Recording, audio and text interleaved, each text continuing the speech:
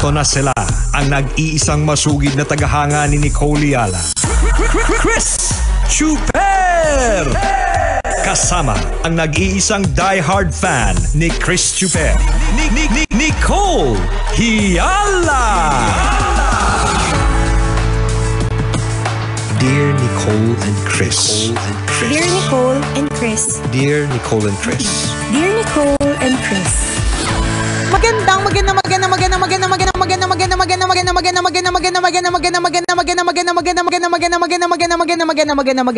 morning, Luzon, Visayas, at Mindanao Metro and Mega Manila. It's a Feel Good Wednesday. Hi, partner! Hi, partner! Hi, mga kabisyo! This is the day that the Lord has made. Let us rejoice and be glad in it. Woohoo! Bakit tayo merong extra energy? May pasigaw-sigaw pa. For sure, may patalon-talon pa. Kasi ngayong araw na ito, araw ng sweldo, yung araw na hindi ka, na makikita mo o matititigan mo ng mata sa mata yung mga taong pinagkakautangan mo. Diba? Kasi kapag halimbawa, yung alam mong pecha de peligro, yung alam mong wala talaga mapagkukunan. Ba't alam mo, no? Siyempre naman, memorize natin yan. Tayong mga mangungutang. Memorize natin yung mga pag-iwas dun sa mga taong may pinagkakaatrasuhan natin, no? Diba? Hindi natin matingnan sa mata. Yung parang, yung kahit na alam mo naman talagang, wala naman kasi talaga ako mabigay sa ngayon, diba? Pero hindi natin mabigay ng hindi natin na mabigyan ng tamang pakikipag-usap, nababanlag tayo. Sa mga ganyan kasi nga wala tayong pambayad. Pero ngayong araw na ito, matititigan natin sila ng mata sa mata. At dapat unahin natin yun, ha. I mean, versus yung mga ibang mga kailangan pang, ibang mga extracurricular, di ba? Ngayon pa bang araw na ito mo maiisip mag-ice skating, di ba? Pwede naman, pero ice skating. Kasi diba, extracurricular di ba? Extra yun kumbaga parang form of recreation, entertainment, ganyan. Maiisip-isip mo pag ice skating, pero sa totoo lang may utang kang malaki-laki dun sa tindahan ng yelo sa lugar ninyo, di ba? Di ba naman nag-ice skating kasi dadakot ang yelo doon? Sa bagay. Babayad din sa... Pinagkakautangan ng yelo Baka din, di ba? Pero truly, mas masarap yung feeling na unti-unti kahit hindi mo man mabayaran pa ng buo. Di ba? Pero at least man lang yung magsabi ka at makapagbayad ka kahit partial. Di ba? Kasi alam nyo po, yung mga taong nagpapautang, aware naman po sila na may posibilidad na kapag ka sila'y nagpautang, hindi ito babalik ng buo. Oo, dapat tanggapin na yun. Correct. Kumbaga, kaya isang bonus yung para sa'yo. Kung halimbawa, may utang ka dun sa taong yun, tapos magbabayad ka kahit partial. Kasi alam mo, yung mga nagpapautang gets na nila yan. Kaya nga, ang advice diba lagi sa mga magpautang ka lang nung handa mo talaga ipautang. Yung posibleng, kung makakabalik man ay hindi buo. Ano ibig sabihin ng hindi buo? Kung halimbawa nag-umutang ng 10,000, pwedeng bayaran yan tigpa 500 hanggang mabuo yung 10,000. So yung 10,000 na buo, hindi mo na talaga makakuha ng buo yan. Or what's worse, hindi na talaga mabayaran. 'Di ba? Yung ganon. No? Ang lungkot talaga. Pero dun sa mga umuutang, magbayad kahit partial. Unahin yan kaysa mag-ice skating. 'Di ba? Yung ice skating. Ice skating?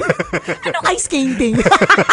Ice skating, 'di ba? Ano ba? Bakit ice skating naisip ko ngayong oras na to? Kasi gagawin mo nga ice candy yung yung pang ice skating, pang dagdag dun sa sa income, 'di ba? Unahin mo 'yun. Kasi mas masarap matulog sa gabi nang alam mong natititigan mo sa mata yung mga tao, hindi ka nababanlag sa pakikipag-usap kasi alam mo sa sarili mo na may atraso ka, 'di ba? Totoo 'yun na. Aminin natin, mahirap talaga makatulog. Yun yung sobrang katotohanan doon, partner, mga kabisyo, no.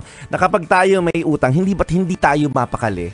Kasi binabagabag po tayo ng isip natin 'Di ba? Ng mga taong pinagkakautangan natin. Ganun po 'yun, mahirap makatulog kapag marami kang utang. Yung sinasabi natin, yung mga financial obligations natin, hindi po nauubos, pero sana pa konti-konti 'Di ba? Alam natin, matagal to bago masettle lahat ng mga obligasyon natin, pero sana pa konti-konti. Kasi kahit binabayaran mo siya ng pa konti-konti, nababawasan din yung kaba sa puso mo. Yeah. Nagkakaroon ka rin ng peace of mind kahit papaano. Diba? Kumpara doon sa talagang dead man na talaga. Yes. Diba? Sa talagang wala nang ewan po namin kung bakit nakakatulog pa kayo. Ewan ko talaga. Yung Ang tanong namin, ano pong iniinom nyo? Bakit nakakatulog kayo na maayos? Ano po itong mga pampamanhid po ninyo sa... Ano naman po, share the link please, 'di ba? Baka sakaling Saan po mamanhid din nabibili kami, yan? correct. 'Di ba? Kakaloka. Sabihin po yung shop. 'Di ba? Share the shop po. Wag po tayong gahaman. Totoo Oo. yun, nakakawala ng peace of mind ang malaki ang obligasyon sa pera. Utang sa bangko, utang sa office mate mo, or utang kahit kanino. Lumiliit din ang mundo mo. Tama. Tapos tumitiklop yung katawan mo. Diba nawawala yung dignidad mo? Ang daming nawawala, 'di ba? Totoo yun. Oo. Pero diba kapag wala kang utang, naglalakad ka ng taas noo? Ganun ka ka-confident sa sarili mo. Ganun ka, oh. Oo, parang wala akong Ang haba ng liig mo. Correct. Di ba, Diba? giraffe ka bigla? Di ba? Parang, Oo. giraffe ako ngayon. Di ba? Mahaba ang liig ko, kaya kong maglakad kasi alam ko sa sarili ko wala akong atraso. Di ba? Yes. Ganun talaga kapag may atraso ka, titiklop ka talaga, liliit ka talaga, at Oo. liliit din ang mundo mo. Totoo yun. Totoo yun. Pero kapag halimbawa, ikaw ay walang atraso, ganyan, kaya mo magbayad ng obligasyon, hindi man buo agad, di ba? Pero hindi ka nagtatago, di ba? Lumalaki yung mundo mo, nagiging giraffe ka, di ba? Parang Correct. humahaba ang liig mo, 'di ba? Nagkaka-confidence ka. Wala kang scoliosis. 'Di ba? Bakit? Kasi straight body. Oo. 'Di ba nakakatingin ka sa paligid kapag Hindi ka ganyan nakukuba. Oo, pag may atraso ka, scoliosis ka talaga, kabisyo, hindi pantay yung balikat mo, 'di ba? Paano kubang-kuba ka yung hindi mo alam kung paano mo paliliitin yung sarili mo. Kahit alam mo ang laki mo, gusto mo lumiit. Ang Totoo. hirap ng ganon. So Isipin mo- bayad bago mag-ice skinting, 'di ba? Yun po ang lesson for today. Okay din naman, 'di ba? Itong season na 'to, yung ganitong sweldo day mga kaibigan. Yan. Ito yung oras ng pagbabayad. Pero Yan. ito rin yung oras na alam ng mga mangungutang na pwede silang mangutang. Yan. Kasi Oo. sweldo day eh. Oo din, oo Sasabihin din. nila walang dahilan para hindi ako pautangin kasi tatanggap ng sweldo yung kaibigan ko. O kaya yung office mates mo. So, ibig sabihin, meron talagang bigay na na dagdag na pag-asa ang 31. Ang end of the month, 'di ba? Para sa mga mangungutang na ayan, may pera sila today, 'di ba? Yan. At para din sa mga maniningil na ayan, may pera din sila today. So, Totoo. lahat po tayo extra happy po today. Woohoo! 'Di ba? Parang sa mag-bubble dance, ganyan. Ano yung bubble dance, Nicole? Anong pauso yan? Ewan ko. Naisip ko lang, 'di ba? Hindi kasi meron akong feeling lagi na pag nakakita ko ng bubbles masaya. Kasi para siyang nasa park, 'di ba? May mga bubbles. Sorry na, ganito po ako mag-isip. Hayaan nyo na. Yung nag-isip talaga kami kung may bubble dance talaga. Pauso mo na naman ngayon. Dance na may mga bubbles, 'di ba? Masaya, may ganon, 'di ba? O kahit hindi naman araw ng sweldo, kakitaan pa rin natin ang kaligayahan ng araw. Meron at meron. Ang hirap nga lang talaga kapag ka dumadaan sa mga matitinding pagsubok, sa mga trials, 'di ba? Pero one day at a time.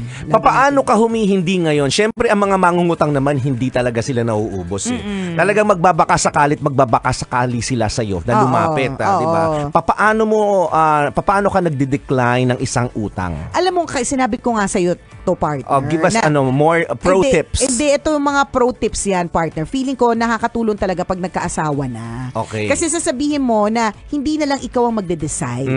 Kasi nga, di ba, pera ninyo parehas yan eh. So, dahil pera ninyo parehas yan, dalawa na kayo magdedesisyon kung saan mapupunta yung pera. Ganon. Maganda yan. May mga maganda ganong yan. mga kemerot. Na kailangan mong ipagpapaalam lagi sa asawa mo. Yan. Magsasabi pa muna ako sa kanya. Siyempre, kung ano sabihin niya. Siya yung diba? masusunod. Siya yung masusunod. Dahil wala naman silang connection kunyari dun sa asawa mo. Diba? Or hindi naman nila kayang diretsuhin. Meron mga iba kayang diretsuhin. Diba? Pero kadalasan, hindi nila kayang diretsuhin eh.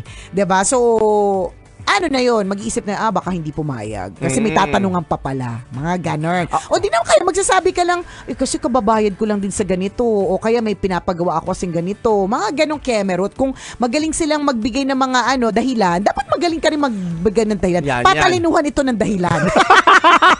Huwag kang magpapatalo. Pagalingan magdahilan to. to. Ng explanation, kabisyo, ganun. Aminin niyo yung mga mangungutang, galing kaya nilang gumawa ng script. Oh, diba? So, magaling silang gumawa ng mga dahilan. So, correct. dapat ikaw rin. Ikaw din, di ba? Ano, scriptwriter ka? Sabi mo ako din. Director pa ako, di ba? Ganun. Yun ang mga pro tips, ganyan. Pag may lumalapit sa akin, sinasabi ko, alam mo, gusto ko namang tumulong Oo, talaga. bakit naman hindi? Yun naman talaga ang Oo. totoo, actually. Gusto naman talaga. Oo. Pero bakit hindi? Syempre, ayokong makialam sa gusto ng Diyos. Yan. Sa gusto ng Diyos na pagdaanan mo yan ngayon. Grabe ka. Ang ugali mo medyo masama. Syempre, ang paliwanag ko doon, bakit ako makikialam sa kagustuhan ng Diyos sa pagdaanan mo yan? Okay. Kasi 'di ba, sabi nga natin, lahat na nangyayari sa ating buhay ay may dahilan. Diba? So kung halimbawa may pinagdadaanan ka ng financial problem, may dahilan yan. Sabi ni Lord, kailangan mong daanan yan. Correct. Yan. Kasi kailangan mong may matutunan sa pinagdadaanan mo yan. Sa lahat ng mga pro tips, yan talagang pinaka-tama partner. Bakit ko susuwayin? Diba? Ang will of God. Correct. Na pagdadaanan mo yan, bakit ako makikialam? Yeah, diba? Oo naman. Very good kasi sa partner. Gamitin ko yan, partner. Maganda rin. Narinig ko lang din sa kaibigan ko. Sige. Sabi niya, effective to, gamitin mo. Oo, kasi kung halimbawa, nga naman, kasi kung halimbawa, ang lagi kong rason asawa ko, kasi sasabihin nila, ay, Pwede sila makadiretso eh. Diba? O kaya pwede to double check. To double check. Kasi sabi ni Nicole, hindi ka doon nagpapautang. Ay, hindi may pera ako. Paano kung magkaiba kayo ng sagot? Ganon, diba? Ay, kung sa Diyos, paano? Diba? May palag ba? Wala kayong palag. Will ni God yan eh. Pambira. O siya, sana po ngayong araw yun ito makapagbayad-bayad na po ng utang. Okay. Muli ako po si Nicole Ayala. At ako naman si Cambio King Chris Chuper. Na nagpapaalala. Una, magdasal ka para mabuhay ka. Pangalawa, mag-toothbrush ka para mabuhay naman iba. Yun! Unahin muna ang mga obligasyon bago ang mga kapritsyo. Yan. Bago ang pag-ice skating. Ha? Totoo. Wag mo na mag-ice skating, diba? O kung ano man yung pinaplano nyo na extracurricular gastos. It can wait hanggat Yes. gusto natin na to settle all obligations first. For people who have loans, like for example, car loan, housing loan, 'di ba? Relate sila diyan na pag finally dumating na yung araw na wala na silang utang, napakasarap po sa pakiramdam. So, unahin po natin 'yon, 'di ba? Para ma-experience mo na rin yung peace. 'Di ba? Yung sarap, yung kaluwagan ng nararamdaman. Kung gusto mo pa rin mag recreation o kay entertainment, pwede naman, pero syempre limitado na lang or right after. Or pwede naman partner in between pero mas mura. Huwag na yung alam mong mababaon ka lalo sa utang. Yung bang enough para magpasaya sa'yo na hindi ka mababaon lalo sa utang. Kasi ibang ginagawa nila, nag-i-enjoy sila eh. Mas ang ending, 'di ba, mas lalo nababaon sa utang. Ayaw natin yon. Tama. Okay, Doc. So, exit na muna kami. Enjoy your day, mga kabisya. Mamaya ulit. Kwento na may wagang Bornay. See ya!